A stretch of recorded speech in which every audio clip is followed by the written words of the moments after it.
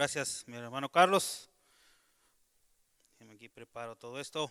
Buenas noches a todos ustedes, mis hermanos, a todos los que están en casita. Les mandamos un saludo, que Dios me los bendiga en esta noche. Y me acuerdo ayer que en la predicación pasada el pastor Frank Ayala decía: usted que está ahí en su casa acostadito con su enrolladito en su cobija, tomándose su cafecito, todo lo que estaba diciendo él, así estaba yo. Dije, este pastor me está viendo o algo. Pero bueno, así estaba, solo me faltó el pancito, como dicen los salvadoreños. Bueno, mis hermanos, antes de comenzar yo quisiera que oráramos. Vamos a poner en manos de Dios este mensaje y vamos a pedirle a Dios que derrame su Espíritu Santo para que este mensaje pueda ser de bendición para todos ustedes. Vamos a inclinar nuestros rostros ahí en su casita, mis hermanos, inclinen sus rostros y vamos a orar. Señor, te damos gracias por esta noche, Padre. Te damos gracias por el privilegio que tú nos das de poder estar aquí en esta noche, pudiendo llevar tu palabra. Te pedimos que tú puedas derramar tu Espíritu Santo, Señor, que tú me puedas bendecir, que me gustes como un instrumento tuyo, Padre, para poder llevar a cabo esta palabra. Te pido que prepares esos corazones de mis hermanos y que esta palabra pueda llegar con una semilla fértil en cada uno de sus corazones. Te pedimos todo esto en el nombre de tu Hijo Jesús. Amén. Y bueno, pues hemos estado hablando acerca de los pactos que se mencionan en la Biblia y a mí me tocó hablar en esta noche del último pacto, que es el nuevo pacto. Platicaba hace unos días con el pastor Robert Aguilar y le mando un saludo. Va a estar también ya su camita enrolladito en la cobija también. Y le platicaba, le digo, ¿sabes qué? Le digo, me tocó hablar en este próximo miércoles, me toca hablar del nuevo pacto. Y como nunca, como ningún otro tema que me había tocado dar, hablar, nunca me había costado tanto trabajo poder preparar una predicación o un estudio, ya que es demasiado el contenido que tiene el nuevo pacto.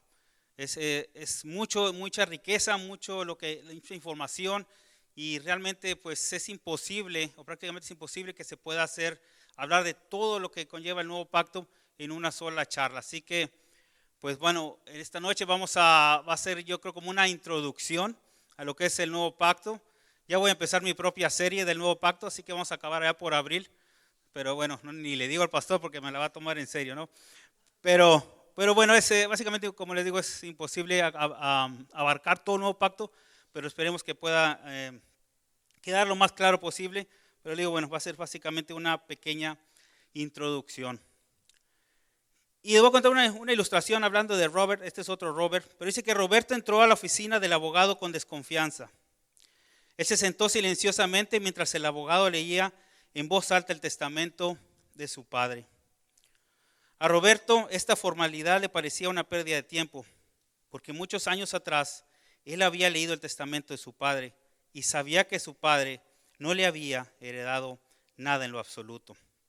Y Roberto sabía por qué. Porque él nunca vivió de acuerdo a los altos estándares que su padre le había enseñado mientras él crecía. Él no se había convertido en el doctor que su padre tanto había deseado que él fuera. Aún falló en terminar la carrera universitaria. Cuando Roberto abandonó la casa de su padre, lo hizo sabiendo que era en contra de la voluntad de su padre. Mientras Roberto pensaba acerca de cómo había defraudado a su padre, el abogado continuaba leyendo. Y a Roberto le dejó, por lo cual Roberto movió la cabeza sabiendo que nada estaba escrito para él en su testamento. Para sorpresa, su padre le había dejado algo y continuaba leyendo el abogado. Y a Roberto le dejó la cuenta de ahorros, la casa, la colección de arte y el automóvil deportivo rojo que Roberto siempre había querido. El abogado notó la mirada de admiración en la cara de Roberto y le preguntó si tenía alguna pregunta. ¿Estás seguro que mi papá me dejó todas estas cosas? Dice, yo había leído el testamento de mi papá y bien sabía que mi nombre no estaba incluido. Yo solamente fui un fracaso para él. El abogado sonrió y le dijo, este era el antiguo testamento de tu padre. Él lo cambió para incluirte como uno de los suyos, para heredar su fortuna. Y este último testamento es el que ahora está en efecto. Roberto, tu padre me contó lo disgustado que estaba contigo porque tú no sabías lo que él te amaba. Él ha esperado que tú vieras su gran amor para ti a través de su Nuevo Testamento. Y mis hermanos, para la mayoría de nosotros, o muchos de nosotros, seguimos viviendo como esa misma relación que tenía Roberto con su padre. Seguimos viendo o escuchando o estando enfocados en el Antiguo Testamento, ¿sí? O en el Antiguo Pacto. No quiero que se vayan a confundir que era el Antiguo Testamento y el Nuevo Testamento. En el Antiguo Pacto. Hablando acerca de las leyes o queriendo cumplir las leyes. Y sabemos que los estándares que Dios tenía en sus leyes eran demasiado altos. Y lo único que podíamos obtener en el Antiguo Pacto era obtener de Dios, era condenación y castigo. Sin embargo, mi hermano, en esta noche, déjame decirte que ya no vivimos en el Antiguo Pacto. En esta noche estamos viviendo ahora en el Nuevo Pacto. Él nos ama y ha escrito este Nuevo Pacto. Y es en este Nuevo Pacto bajo el cual estamos viviendo actualmente. A lo largo de la Biblia, déjenme ver si esto está funcionando. A ver si está ahí. ¿Sí? Lo he usado como 10 veces y no, ahí está. ¿Fui yo? ¿Fuiste tú? Fuiste tú. Los dos le hablamos al mismo tiempo. Anyways. Dice que a lo largo de la Biblia Dios hizo pactos con su pueblo. Algunos de estos pactos eran condicionales, como el pacto mosaico, en el cual Dios prometió bendiciones si la gente seguía su ley. Ahora me traje los lentes y el problema es que no veo ni con lentes ni sin lentes, así que estaba fregada la cosa, como dice el pastor. Dice, otros fueron incondicionales, como la promesa que Dios le hizo a Abraham para convertirlo en una gran nación. Hace un par de meses venía yo llegando cerca de mi casa y venía pasando por una zona escolar. Y pues iba yo más o menos no iba tan rápido, ¿no? Iba como unos 50. Y veo que se va acercando la zona escolar y empiezo a bajar la velocidad. ¿Saben cuál es el límite máximo de zona escolar? 30 kilómetros, ¿verdad? Pero uno como buen latino, pues uno le baja y dice, bueno, con eso basta, ¿no? Con eso es suficiente porque pues uno ya trae el velocímetro en la cabeza, ¿no? Te le baja poquito y dice, y con esto es suficiente. Al cabo no veo niños alrededor, entonces pues no está tan mal, ¿no? Entonces bajo la velocidad, no me fijo que vaya a 30, digo, pero pues le bajo un poquito. Sigo pasando por la escuela y de repente sale de la nada un policía con una pistola midiendo la velocidad, ¿no? Se para y como en México te dicen, oríllese a la orilla, el del auto negro oscuro. Total que va y que me orilla y que me dice, párese aquí. Dije, híjole, qué suerte la mía, ¿no? Y bueno, pues yo en lo personal venía un poco confiado porque tengo ya casi 13 años viviendo aquí en Canadá y nunca he tenido una infracción. Entonces yo dije, lo más que va a pasar va a ser que me diga, jovenazo, a la otra dele más despacio y ya siga su camino, ¿no? Dije, me va a hacer un warning, no más de eso. Llego y me dice, sus papeles y su seguro y su licencia, ¿no? Entonces pues yo agarro los seguros y la licencia y se la doy. Dije, no, pues ahorita me va a dejar ir. Pasa como se va a su patrulla, pasan como unos 5 minutos. Y dije, bueno, se tarda mucho. Dije, pues, ¿qué tanto voy a checar si no tengo nada en mi récord? No, pues pasa los 5 o 8 minutos, llega con una hoja así envuelta, me la da y me dice, bueno, ahí paga su multa. Y dije, ahí paga su multa. Y dije, ¿cuál multa? ¿Y a poco me va a multar? Pues si soy un driver ejemplar aquí, ¿no? Cuando abro la multa dije, bueno, van a ser unos $20, $50, pues, ¿qué tanto? Dije, nomás para sacarme un susto. Cuando abro la multa, mi hermano, decía $260. Dije, $260. Dije, pues si nunca he cometido una infracción. Dije, ya para cuando volteé para decir algo, no, ya se había ido el tránsito. ¿Sí? Y se pone uno a pensar, luego dije, ¿qué hubiera comprado con esos $200? Los hubiera dado a ProTemplo. Allá cuando está uno con problemas le sale uno lo espiritual, ¿no? Y no, y total de que ni chance me dio ni de reclamarle ni nada. Y bueno, pues no tenía nada que reclamar. Iba a 42, me dijo, vas a 42 kilómetros por hora. Yo decía, oye, pues de 30 a 42, pues no es nada, ni se siente, ¿no? Pero pues total de que fue implacable con la ley. Y lo mismo mi hermano pasaba en el pacto mosaico. La ley era implacable. Y una vez que tú cometías algún pecado, estabas condenado. Y en mi trabajo nos piden ¿me cayó algo, no? En mi trabajo cada año, cada enero nos piden un récord, un driving record, para que tienen que tener ellos. Y pues ahora fui y lo saqué ahora en enero y pues entrega mi récord y lo primero que aparece, ¿qué creen que fue? Pues la multa que tenía yo ahí del día de la zona escolar, ¿no? Y bueno, ya te queda la marquita ahí, la manchita, aunque uno no quiera, ¿no? Así que, pues lo mismo pasaba, ¿no? Lo mismo pasaba con el antiguo pacto y tu marca quedaba ahí y ya quedabas condenado de cierta manera. Y Dios empieza a dar cuenta de que, déjamelo, ay, perdón, con tanta cosa aquí, a ver si funciona, ahí está, no, para atrás. Surgieron problemas con el pacto mosaico porque el pueblo de Israel no pudo seguir la ley. ¿Y cuál era el problema que originaba esta situación? Bueno, era que sus corazones estaban constantemente apartándose de Dios. Y por consecuencia, esto hacía que ellos seguían violando la ley. Y Dios empieza a dar cuenta que el problema de ellos básicamente radicaba en su corazón. Y más adelante dice, os daré un corazón nuevo y pondré un espíritu nuevo dentro de vosotros.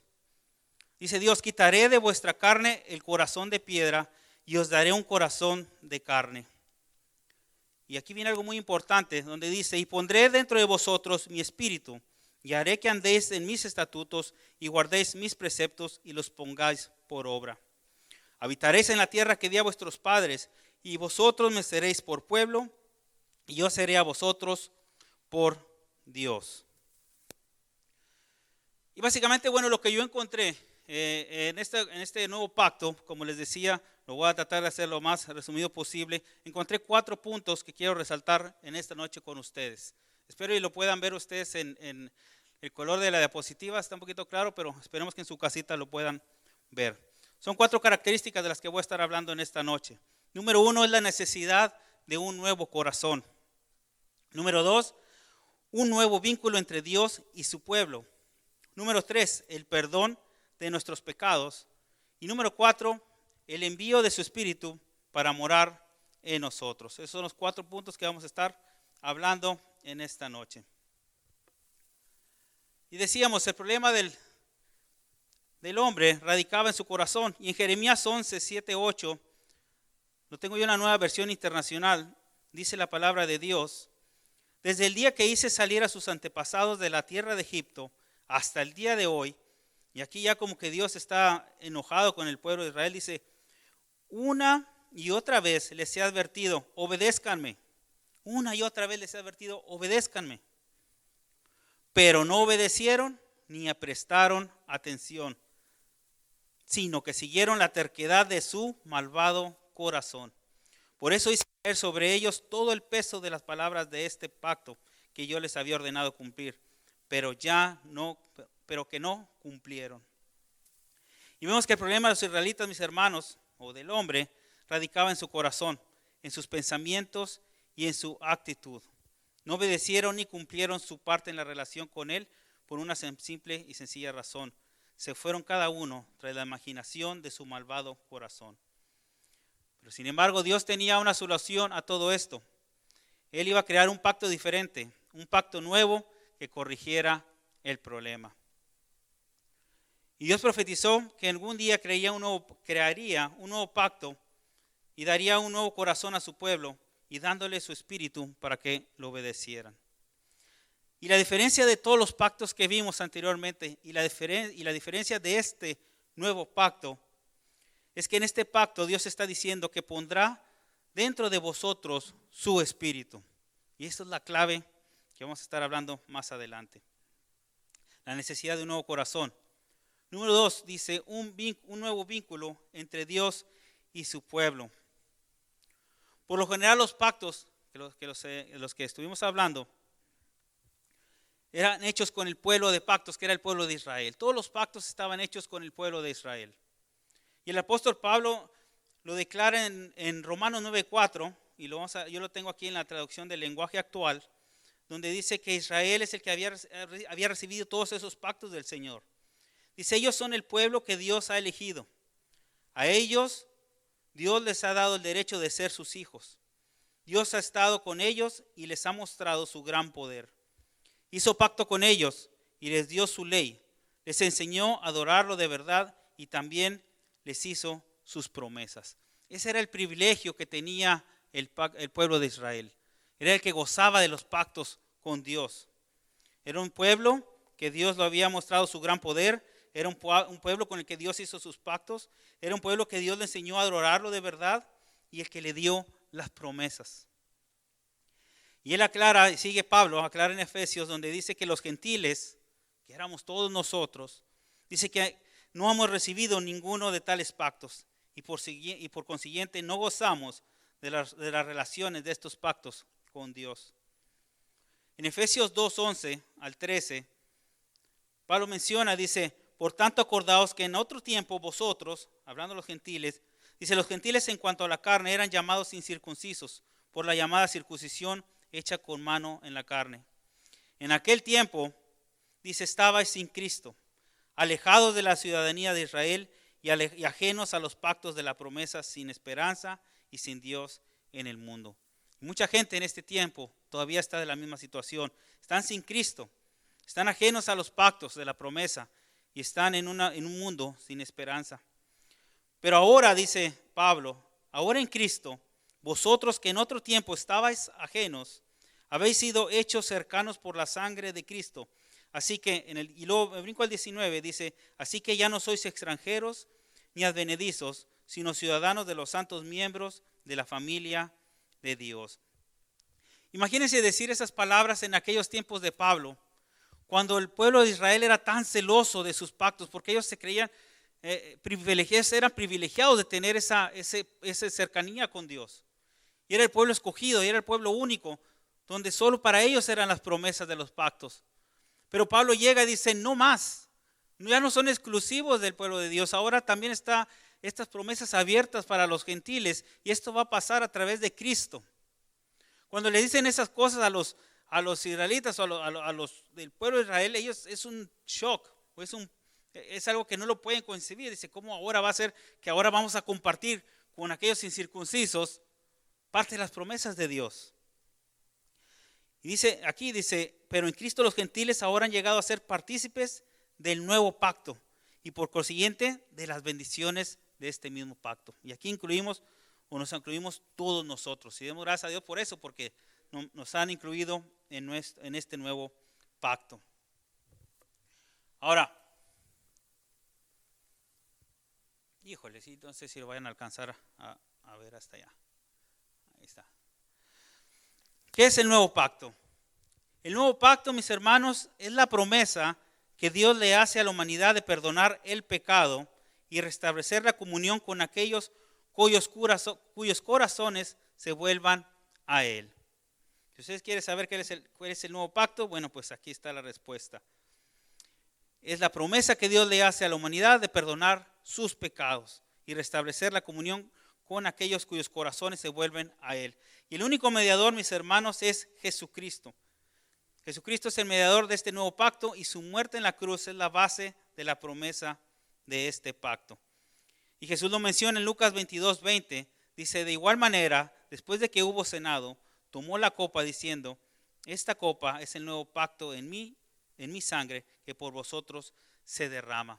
Y nos damos cuenta, mi hermano, que antes el pueblo de Israel, cuando querían hablar con Dios, usaban al sacerdote como mediador. Pero en el momento en que Cristo derrama su sangre, ese velo se parte. Y Él dice, la única forma en que a partir de este nuevo pacto nosotros podemos llegar a tener la comunión con Dios es a través de Jesucristo. No necesitamos un sacerdote para ir a contar nuestros pecados, para que nos los perdone o para que le diga a Dios que nos perdone nuestros pecados. No necesitamos de ir con la Virgen María para que vaya a interceder por nosotros. No necesitamos de San Judas Tadeo. No necesitamos del pastor. No necesitamos del copastor. No necesitamos de nadie. Únicamente necesitamos de Jesucristo. Y eso es lo que tenemos que entender en nuestro nuevo pacto. El único mediador entre el hombre y Dios es Jesucristo. Fuera de esto, no podemos llegar a Dios. Ahora, otra característica que tiene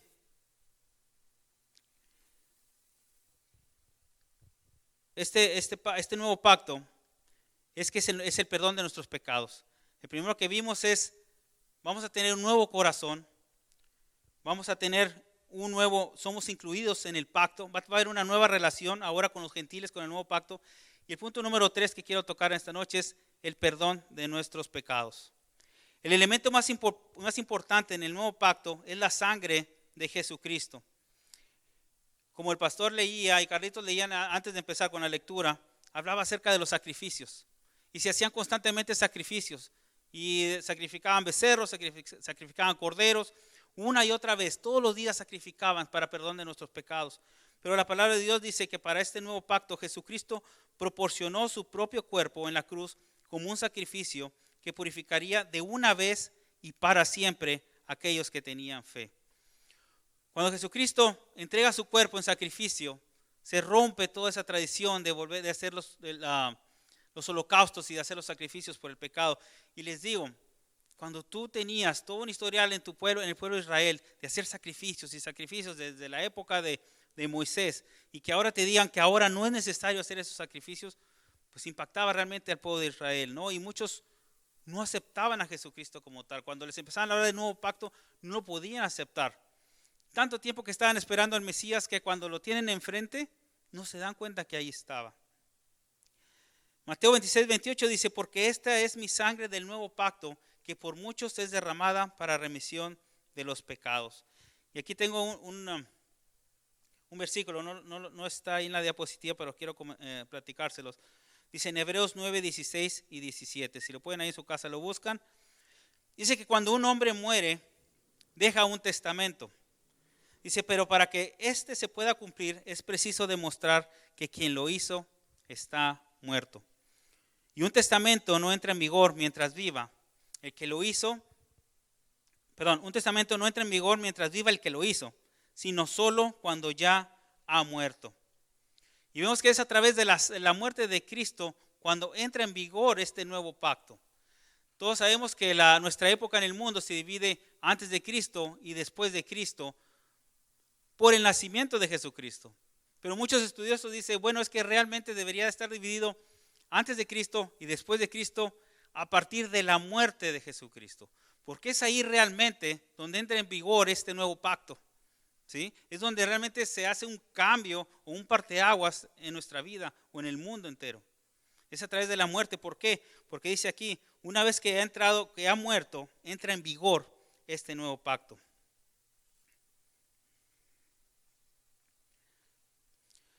Ahora algo que tenemos que entender, mis hermanos, es que el perdón de nuestros pecados fueron lavados por la sangre de Jesucristo y no por los esfuerzos que hemos hecho. Y el pueblo de Israel por mucho tiempo así lo quería hacer. Se quería esforzar en cumplir con la ley, pero no podían llegar a esos estándares.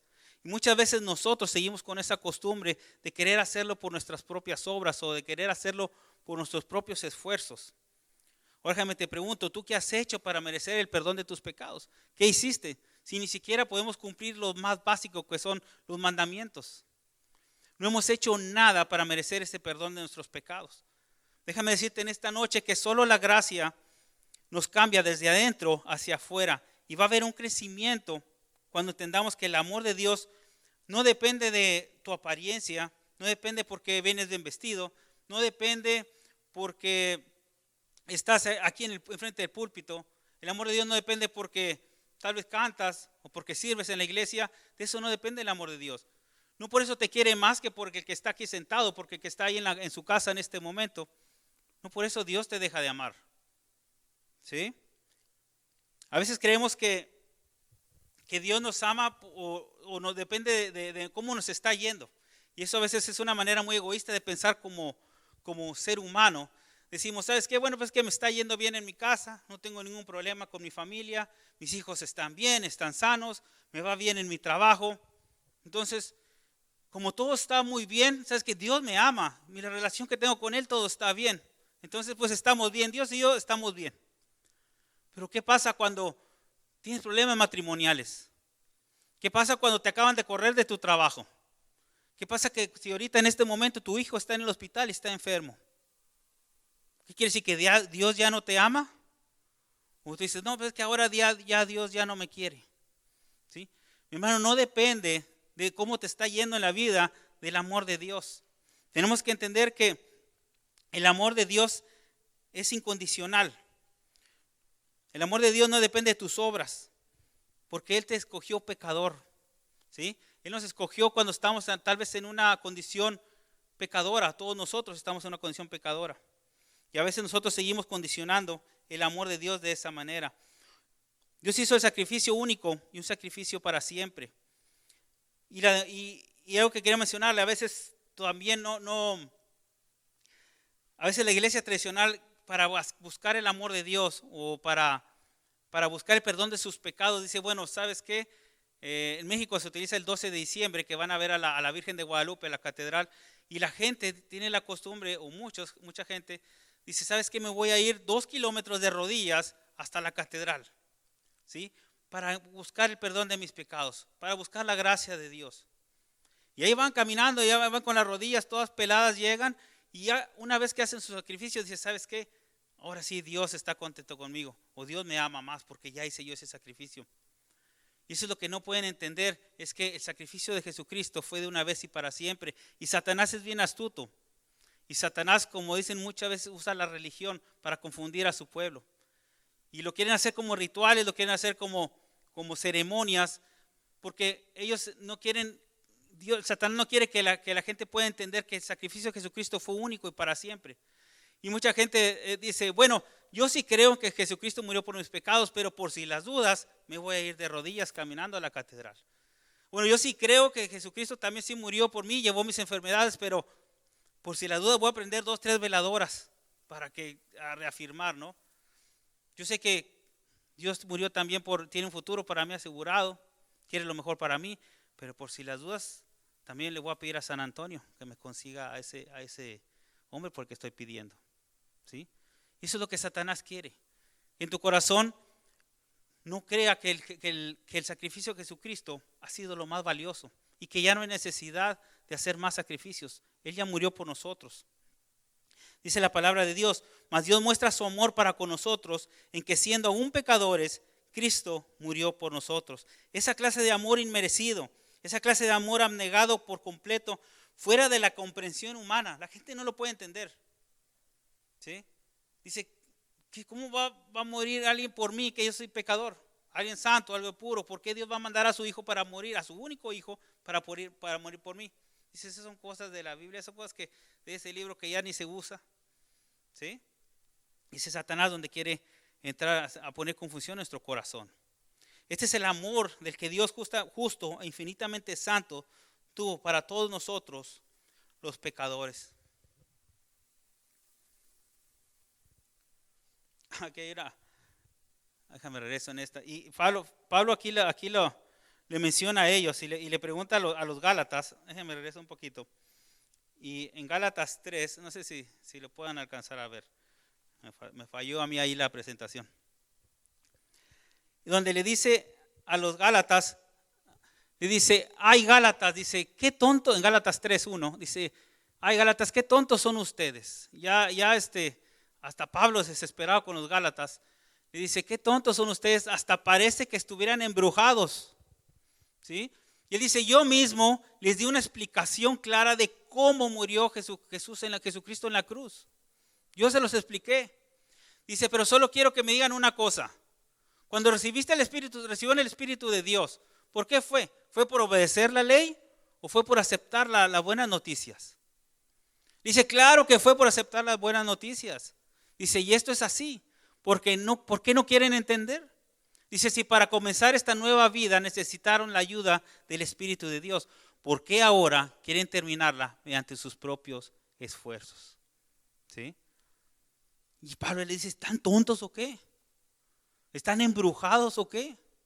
Dice, si yo mismo se los expliqué que Cristo murió en la cruz por todos ustedes, que Él mismo derramó de su Espíritu Santo para ayudarles a seguir sus pasos, y ahora quieren hacerlo por sus propias fuerzas. Entonces, ¿dónde está el sacrificio de Jesucristo? Muchas veces nos pasa a nosotros, queremos ayudarle a Dios. Y ahí es donde dice que Él va a enviar a su Espíritu Santo para morar en nosotros.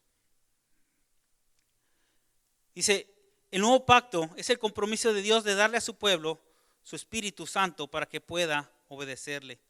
Y vemos que la ley de Dios está incluida en el nuevo pacto. Su ley no ha cambiado. a lo que Dios se compromete es a cambiar el corazón del hombre. Y esto lo hará posible bajo el nuevo pacto para los que quieran la verdad de todo corazón, obedecer y someterse a su ley. Y como cristianos siempre hablamos del Espíritu Santo.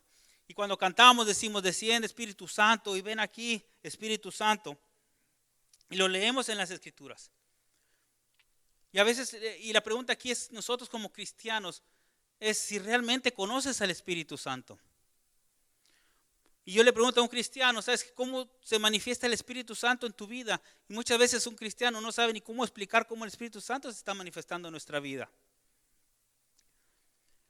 Yo me acuerdo que casi desde los 6 hasta los casi 20 años, pues íbamos a una iglesia pentecostal, ¿no?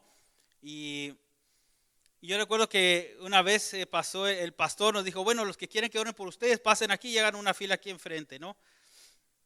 Y pues yo pasé porque yo quería que oraran por mí. Y recuerdo que empieza el pastor y a todos los de la fila y empieza por un lado y empieza, y en el nombre de Jesús, y lo tocaba y se caía el que estaba ahí, ¿no? Y seguía orando y le agarraba y tocaba al otro y también se caía.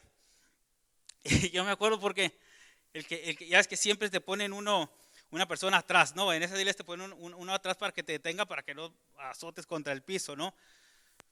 Entonces ponían a una persona atrás y bueno, pues la persona que me iba a detener pues estaba a la mitad de mi tamaño, ¿no? Entonces yo decía, bueno, si me voy para atrás, dije, voy a apachurrar a esta persona y ni me va a detener. Y luego al lado pues había una mujer que ayudaba a las mujeres, porque si se caía una mujer, pues le ponían un mantelito en las piernas para que pues no si traía falda, que se le viera, ¿no? Entonces yo decía, bueno, si me caigo, voy a apachurrar a esta persona y aparte traía falda esa vez, ¿no? Entonces, pues dije, me van a ver todo, ¿no? Entonces, imagínate. Entonces dije, no me puedo caer, por más que me ponga las manos encima, no me puedo caer, porque como decimos ahí, es que oso que me caiga encima y dije, te va a hacer un relajo. Y luego, pues, yo tenía como unos 17 años, ¿no? Pues estaba el grupo de jóvenes donde nos juntamos y todos estaban esperando a ver qué iba a pasar. Dije, se va a caer, Y dije, si me caigo, dije, no me la voy a acabar ahí con los jóvenes, se van a estar riendo de mí toda la semana, ¿no? Total que se caía el de al lado, y ya seguía yo. Llega el pastor y pone las manos y me dice, en el nombre de Jesús. Y me empujaba y me iba yo hasta atrás, y me regresaba y decía, no me puedo caer. Y así estuvo como 2, 3 veces, al final pues desistió y siguió con los demás, ¿no? Y bueno, al final pues no me caí. Y le cuento esto porque pues yo no pensaba que iba a pasar todo eso. Y mi experiencia con lo del Espíritu Santo no fue tal vez como yo lo esperaba. Bueno, yo iba a que oraran por mí, yo no iba para eso. Pero en muchas ocasiones la gente dice, ¿sabes qué? Ha recibido el Espíritu Santo y se cae. O a veces empiezan a hablar en lenguas cuando reciben el Espíritu Santo. O a veces empiezan a cantar y a bailar cuando reciben el Espíritu Santo.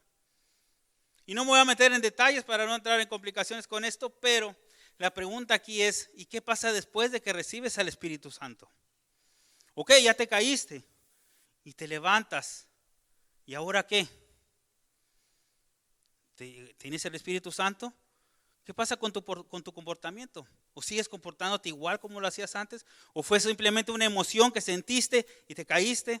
¿O tal vez empezaste a hablar en lenguas y después qué pasó?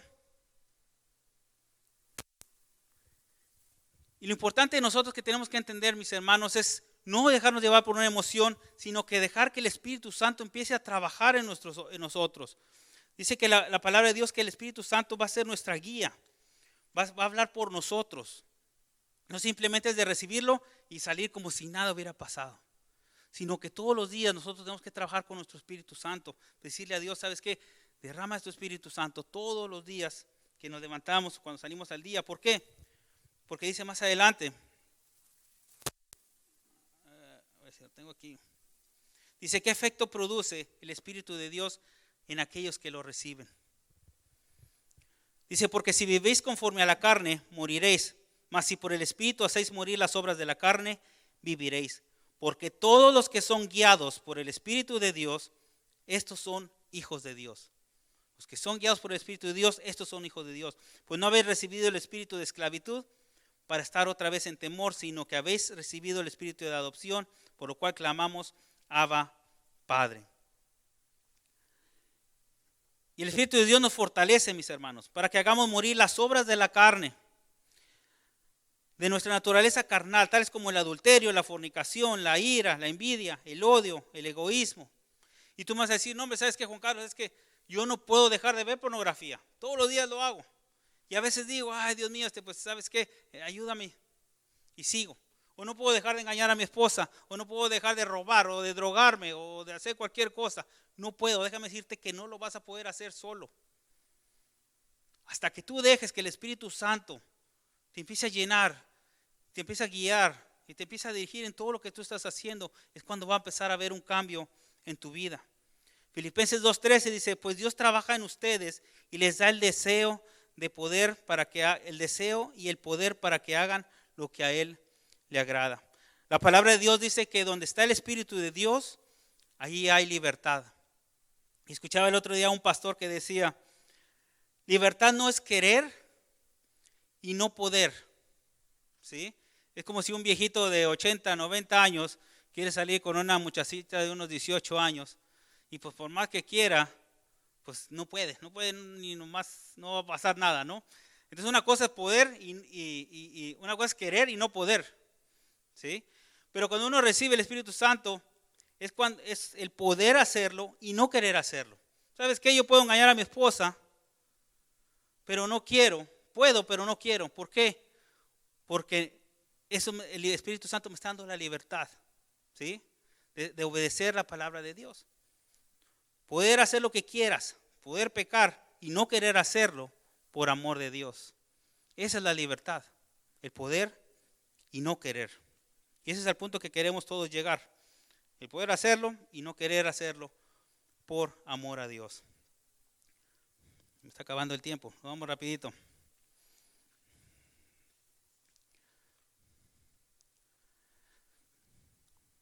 El Espíritu Santo, mi hermano,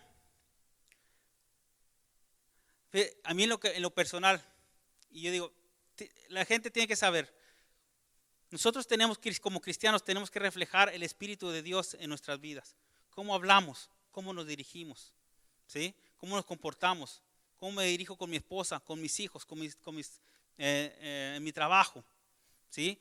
Yo en lo personal soy demasiado impaciente, me desespero por todo. Y ahí yo digo, bueno, como dicen, no pidas paciencia porque te van a poner más pruebas. Entonces digo, bueno, Dios, ayúdame en esto. Derrama tu Espíritu Santo en mí porque no puedo solo. Porque me impaciento por todo, me enojo y al final no estoy reflejando lo que debería estar reflejando como cristiano. Edwin Palmer dice que hay pues una diferencia entre tener, vamos a adelantar un poquito, hay una diferencia entre tener el Espíritu Santo y estar llenos del Espíritu Santo, ¿sí?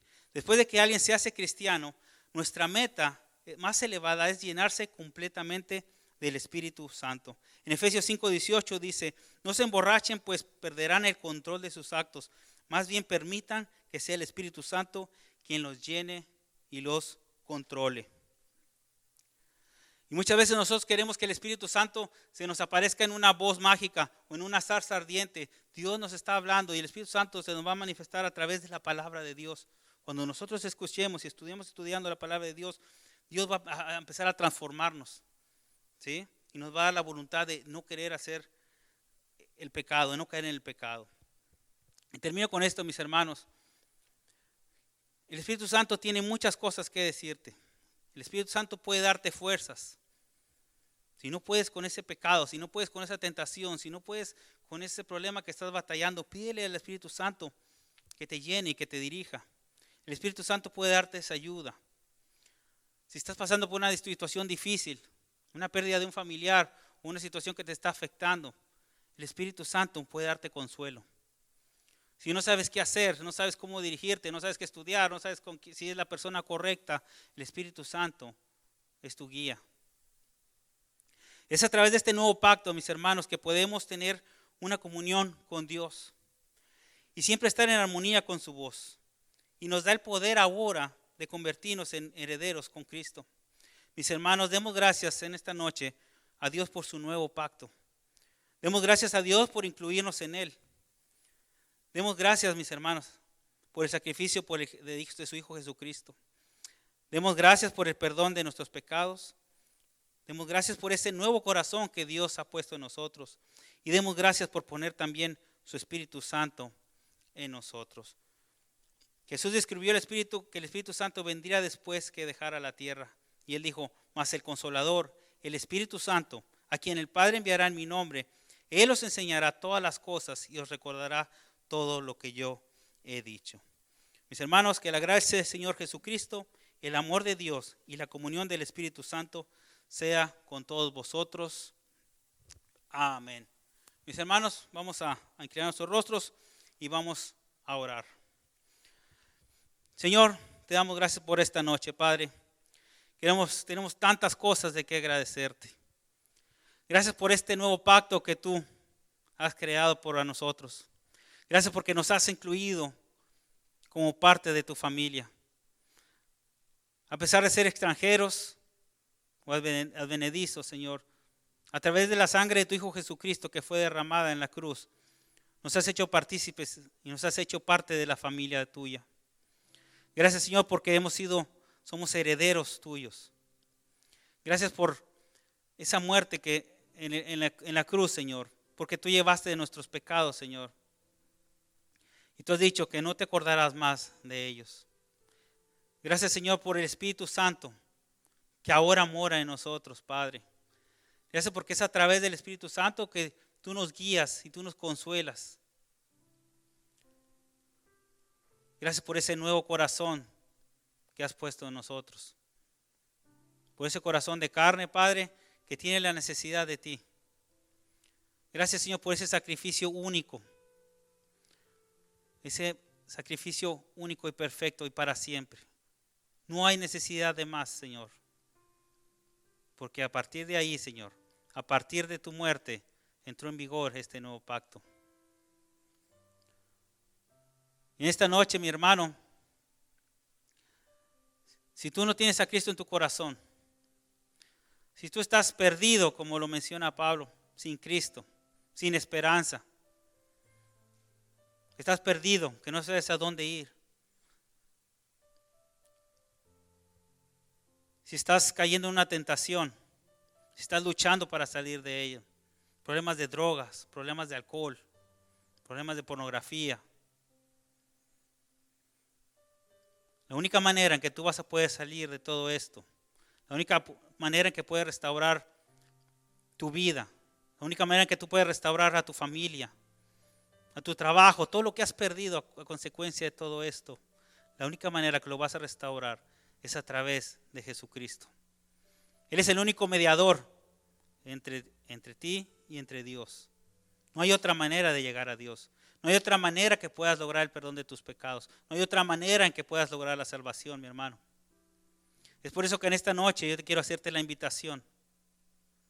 Que si no has recibido a Cristo en tu corazón, que esta sea la noche. Y que no lo dejes pasar un día más. Porque tal vez esta noche sea la última vez que tengas esta oportunidad. Simplemente dile, Señor, yo reconozco que soy pecador. Yo reconozco que tú moriste en la cruz por mis pecados. Y reconozco que tú resucitaste al tercer día. Y en esta noche yo quiero pedirte que entres a mi corazón y que tú derrames de tu Espíritu Santo para que me pueda guiar, para que me pueda dar consuelo, para que me pueda dar fortaleza, que me pueda dar esa paz que el mundo no puede entender. Yo te lo pido todo esto en el nombre de tu Hijo Jesús. Amén. Que Dios me los bendiga, mis hermanos. Y nos vemos aquí el domingo. Amén.